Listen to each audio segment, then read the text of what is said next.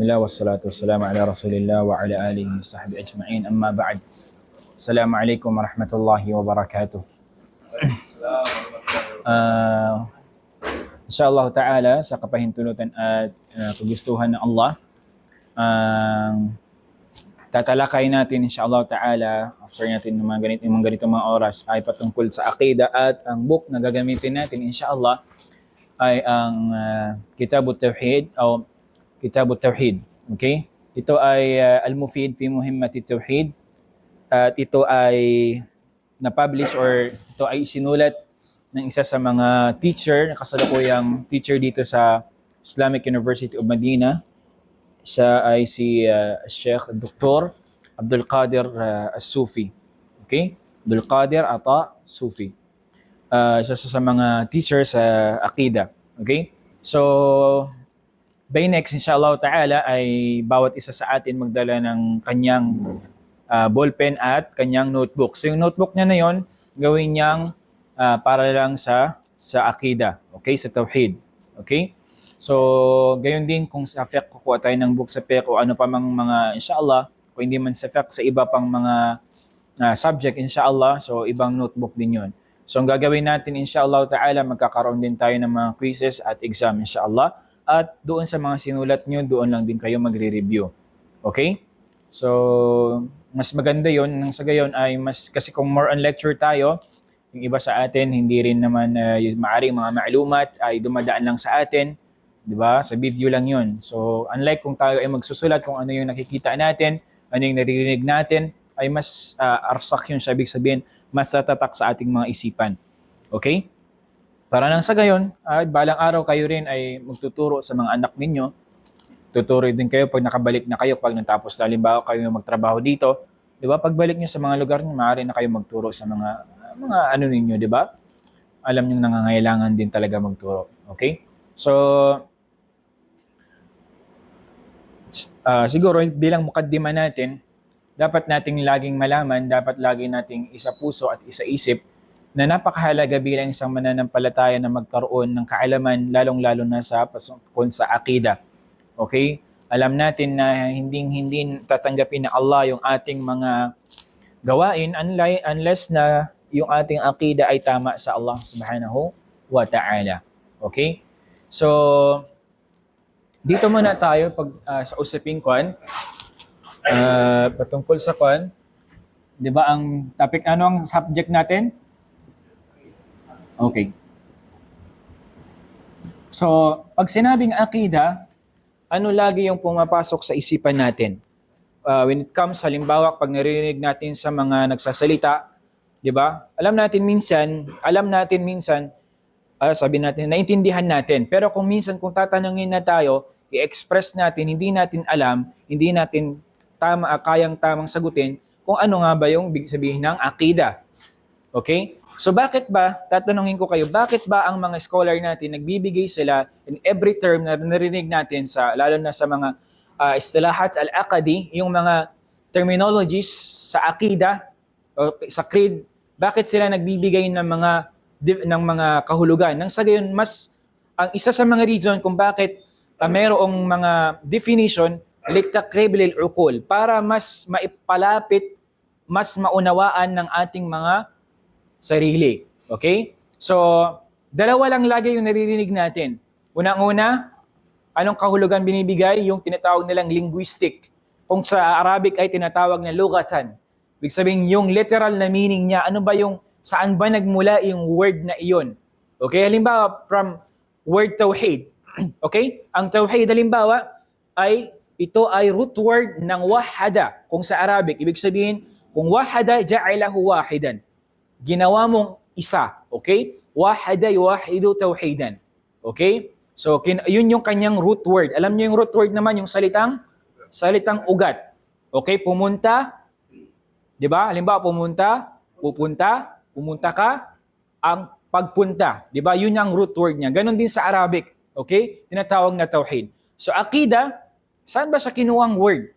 Okay? So, merong siyang dalawa. So, merong tinatawag na lugatan, ibig sabihin ng lugatan ay linguistic definition niya, at merong ding tinatawag na istilahan. Yung istilahan na ito yung ito yung ta'rif ng mga ulama natin. Ito yung pagbibigay kahulugan ng mga scholar natin sa Islam. Nang sa gayon, kasi pag linguistic kasi more on linguistic, hindi iyon sapat lang. Okay? Hindi iyon sapat lang.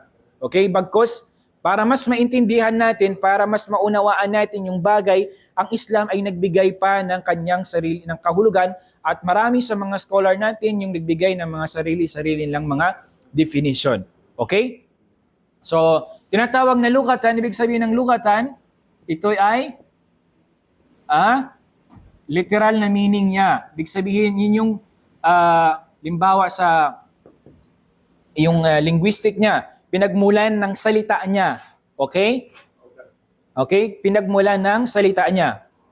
Tamam, nagets ninyo kung ano ibig sabihin ng lugatan. Okay? Yung literal na meaning niya. Tamam? At sunod nun, yung tinatawag na istilahan. Yung ibig sabihin ng istilahan, yung Islamic definition niya. Yung Islamic definition. Okay?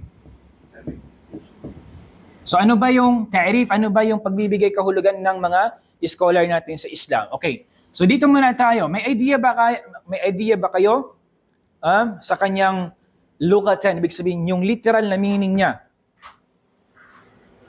No idea. Okay.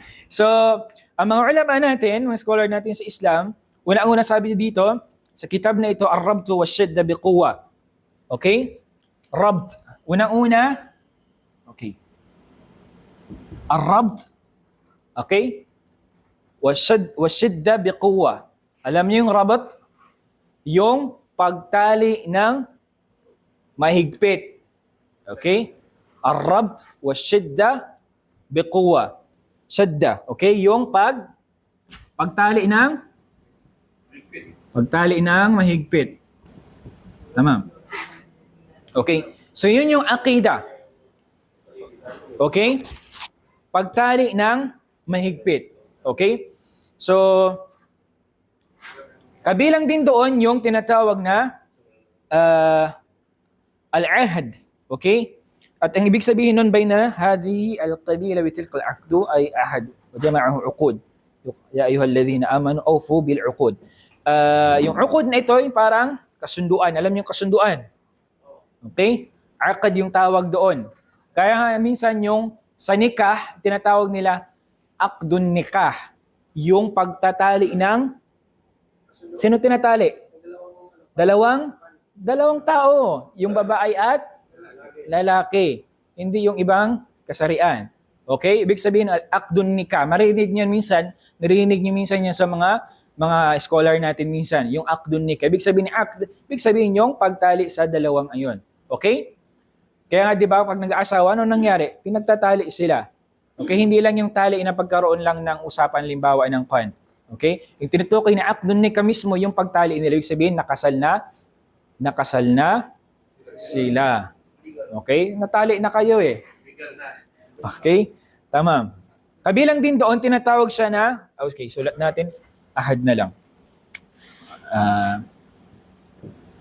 Ahdun. At pangatlo ay tinatawag na mulazama.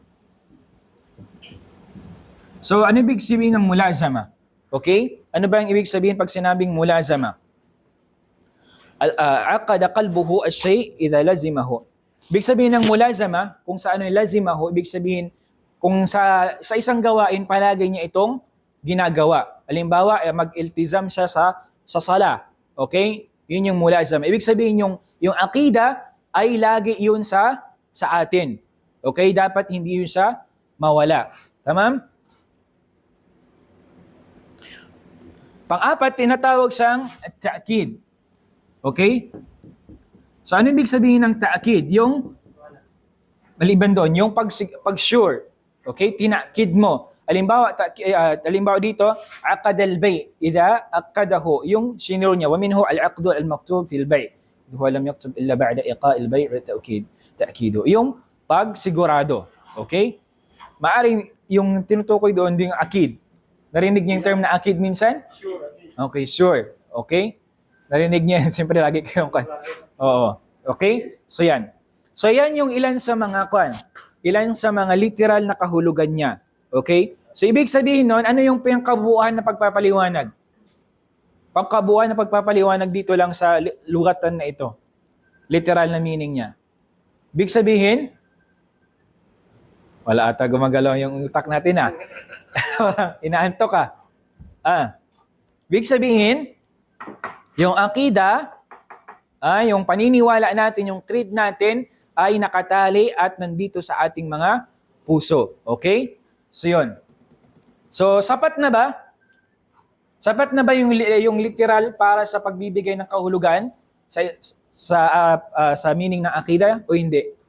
Sapat na o hindi? Sapat na?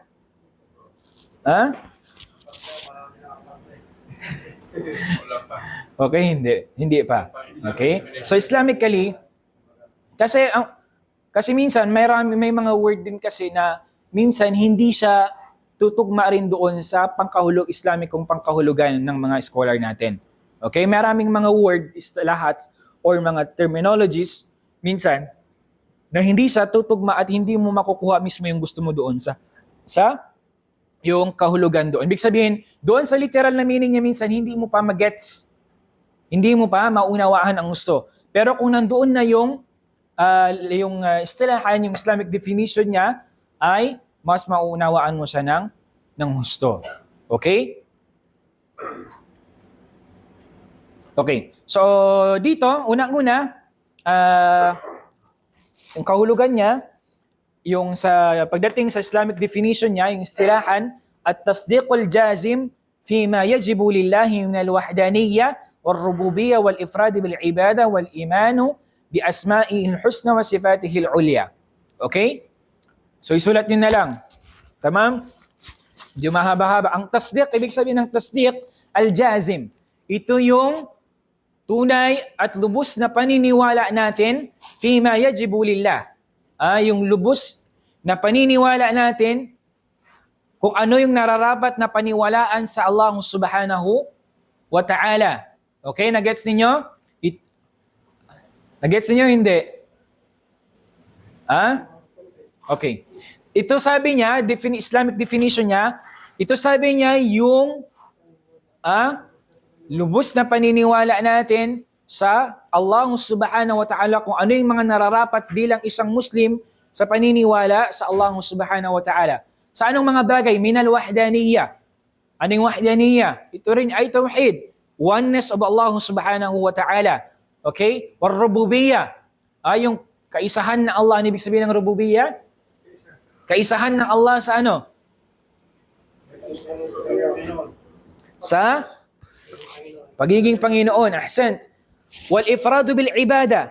At paggawa ng ibada na alang-alang lamang sa Allah subhanahu wa ta'ala. Yung pag-alay ng ating ibada, alang-alang lamang sa Allah. Wal imanu bi asma'il husna. At paniniwala sa kanyang mga pangalan, sa kanyang mga magagandang mga pangalan at katangian.